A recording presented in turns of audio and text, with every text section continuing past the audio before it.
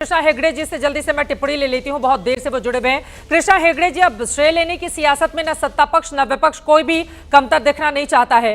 आपके भी तमाम नेता हैं। देखिए, अब संजय निरुपम की ओर से कहा जा रहा है सत्ता में रहते जो काम यूपीए नहीं कर पाया वो मोदी सरकार ने कर दिया।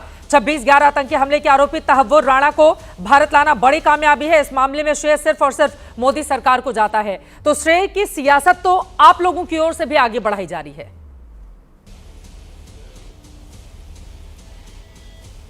नहीं, बिल्कुल कामयाबी तो सम्मान्य प्रधानमंत्री मोदी जी की है, क्योंकि उनके विदेश नीति और कूटनीति जो है वो कामयाब हुआ है। उनके जो रिलेशंस है प्रेसिडेंट ट्रम्प के साथ, उसका ये नतीजा है। आके जो कोर्ट्स में हमने पहल की है, इन्वेस्टिगेटिंग एजेंसीज ने जो पेपर वर्क वहाँ पर दिया, उसका ये नतीजा है। लेकिन संजय राउत जी का मैं कहता हूँ कि संजय राउत जी एक दिन उद्धव ठाकरे जी के पार्टी को खत्म करके ही रहने वाले हैं। उन्हें लगता है, संकल्प लिया है कि उनके पार्टी को खत्म करना। कल उन्होंने कहा कि भाई तहव्वुर राणा को लेके आके एक फेस्टिवल मना रहे।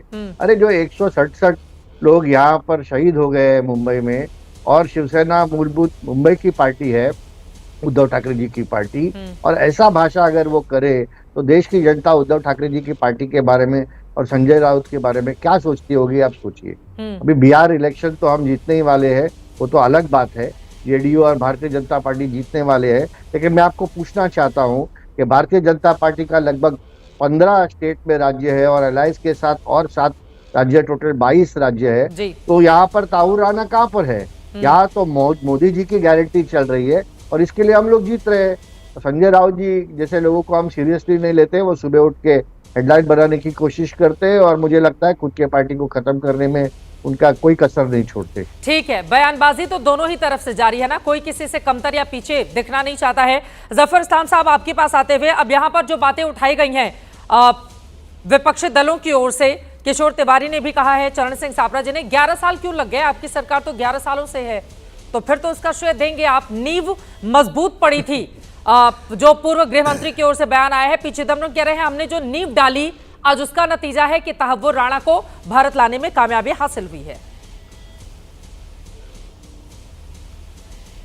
देखिए, जो लोग इस तरह के सवाल उठाते हैं तो उन पे तरस आता है। मेरे को, देश की जनता को भी तरस आता है। ओसामा बिन लादेन जैसा टेररिस्ट अमेरिका के पूरे दुनिया में असर सरूख के साथ, दुनिया की सबसे बेस्ट टेक्नोलॉजी के साथ, पूरा आसमान से जितना बारूद गिराना था गिराने के बावजूद उनको 16 साल लग गए। उसको मारने में 16-17 साल लग गए, याद है ना आपको। अब यहाँ पर देखिए, हमारे आने के बाद हमने इसको एक्सपीडाइट किया, सब कुछ किया, और 2023 में 9 अगस्त 2023 को आदरणीय गृह मंत्री जी ने कहा था उस देश के कानून को उसको सामना करना पड़ेगा और उसको सजा देश के कानून के मुताबिक होगा। 2023 में कहा था। क्यों कहा था? इसलिए कि हमें मालूम था कि हम जिस मुस्तैदी से इस केस को आगे बढ़ा रहे हैं, जिस तरह से हम सारे अमेरिका के जो सरकार है उसके एडमिनिस्ट्रेशन से बात कर रहे हैं, उससे हमारी सिंसियरिटी दिखती है और रिस्पांस भी उनका पॉजिटिव दिखता है कि एक आतंकवादी के लिए, एक मुल्क जिसने सफर किया आतंकवाद से, वो अपने लोगों के लिए बदला लेना चाहता है और ऐसे आतंकवाद के खिलाड़ी को मौत के घाट उतारना चाहते या सजा देना चाहता है। अब ये बड़ बोले जो है कांग्रेस, इसके शिवसेना के, उनकी बात सुने तो दो बार को फायदा ही हमको होगा। देखिए, ये आतंकवादी का आखिरी ठिकाना तो मौत ही है।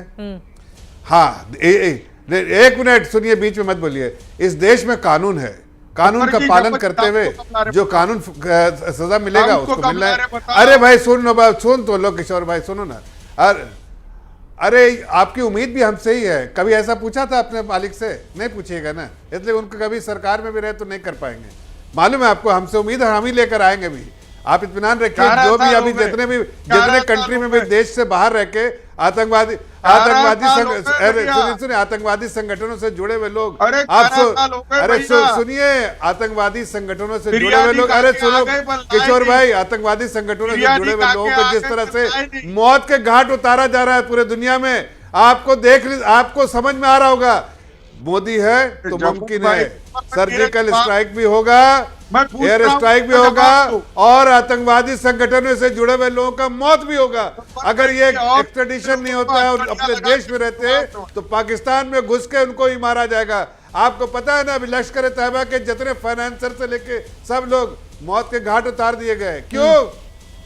मोदी है तो मुमकिन इस तरह की कोशिश हो सकती है इस देश में, इसलिए कि सिंसियरिटी के साथ हम कितना लेकिन मैं ये ये खबर बात आती है कह ना, सकते अज्ञात हमलावरों ने मार जिस तरह गिराया। का रुख, बहुत सारे अरे छोड़ो भारत के भाई। ऐसे दुश्मन जो पाकिस्तान में छिपे हुए देखिए, बैठे हैं, अज्ञात हमलावरों द्वारा मारे जाने की खबरें लगातार सबको। पाकिस्तान से निकलकर सामने आ रही हैं। किशोर तिवारी जी, चरण सिंह सापरा जी, उसके बाद मैं फौरन आपके पास आऊंगी। नहीं, किशोर उनको- तिवारी जी, एक ये 10 तो मोदी सेकंड, है 10 तभी सेकंड, मुमकिन 10 हुआ है। सेकंड, मैं इतना कह रहा हूँ 10 सेकंड 10 सेकंड 10 सेकंड बोलिए, चित्रा जी, बोलिए, बस बोलिए। इतना कहना चाहता हूँ आखिरी में कि ये डरे सहमे लोग हैं, ये डरे सहमे लोग हैं, चाहे वो कांग्रेस हो, चाहे ये उबाटा हो या बाटा हो, कोई भी हो, ये डरे सहमे। इनको लगता है कि अरे हम तो कुछ किया नहीं, ठीक है, खाली बड़बोलापन के अलावा कुछ करते नहीं है। मोदी कुछ करता है तो उस पर क्रिटिसाइज करते हैं। अरे जनता मोदी के साथ है, मोदी जो है करके दिखाता है। जवाब ले लेते देश हैं के चरण लिए सिंह सापरा जी। हर तरह से जाबाज देखिए, की तरह पाकिस्तान लड़ता में है, तो हिंदुस्तान के इसलिए खिलाफ आपको आतंक की तकलीफ जड़ होती कितनी है। गहरी थी, लेकिन दुनिया उसको ने इस बात को तोड़ने में recognize बीजेपी करता की है। सरकार दुनिया कामयाब उनका- रही, उनका जो- एयर स्ट्राइक किया जो गया। दुनिया में ठीक है स्टेचर सर, बड़ा ठीक है, है। मैं जवाब ले लेती हूँ। वो दुनिया कह में रहे हैं कि स्टेचर दुनिया में भी भारत का कद किस तरह से बढ़ा है नरेंद्र मोदी के नेतृत्व में,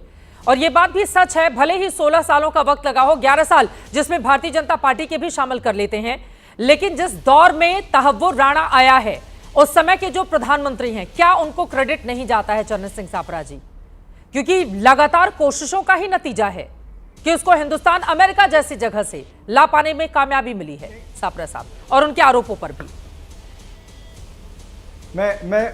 मैं वही पहले भी आपको समझा रहा था कि देश के प्रधानमंत्री जो है वो हर समय कोई ना कोई क्रेडिट वॉर में ही लगे रहते हैं। आपको याद दिलाना चाहूंगा, जब 26/11 हुआ था, कांग्रेस की सरकार थी, लेकिन जो आज प्रधानमंत्री हैं उस समय गुजरात के मुख्यमंत्री थे नरेंद्र मोदी। जहां पर गोलियां चल रही थी, ताजमहल होटल से 200 मीटर दूर पर ये प्रेस कॉन्फ्रेंस कर रहे थे। एक तरफ हमारे एनएसजी कमांडो आतंकवादियों से लड़ रहे थे, और यहां पर गुजरात के मुख्यमंत्री जो है वो कांग्रेस के खिलाफ प्रेस कॉन्फ्रेंस कर रहे थे। यानी वहां भी वो बनाने कुछ के लिए चले गए अपना थे भाई। क्रेडिट लेना चाहते थे, कांग्रेस को फिल्में बनाने डिस्क्रेडिट के लिए करके। वहां पर अगले दिन क्या हुआ सुनिए, गए थे अगले दिन क्या हुआ भाई, आप तो आप सुन producer लीजिए ना, बोल आप लेने सुन दीजिए। लीजिए ना। सापरे साहब की अगले बात हो दिन जाए, क्या दोनों हुआ, लोग बोलेंगे, अगले समझ में दिन आएगा। आपने, मैं आपके बीच में नहीं बोला था, सपरा भाई, मैं आपके बीच में नहीं बोला सपरा था, भाई, आपके बीच में नहीं सपरा बोला भाई, था। खाली एक बात अगले बोल दिन ना मैं आपके बीच में नहीं बोला अरे था, ऐसे सपरा नहीं साहब, होगा, ना सपरा ना ना ना साहब, ना एक ना सवाल। ना, ऐसा नहीं होगा, ये सपरा हो ही नहीं साहब। सकता। मेरी बारी है, मेरी बारी के बाद, मेरी बारी के बाद, मेरी बारी के बाद ना,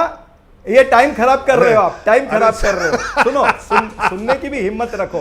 और अगले दिन क्या हुआ, अगले खाली दिन full- आपने full खूनी producer वाला पंजा बात लेकर बता के दो। पूरे अखबार फ्रंट पेज ऐड छपाई थी, फ्रंट पेज ऐड छपाई थी, क्योंकि दिल्ली के अंदर चुनाव आने वाले थे।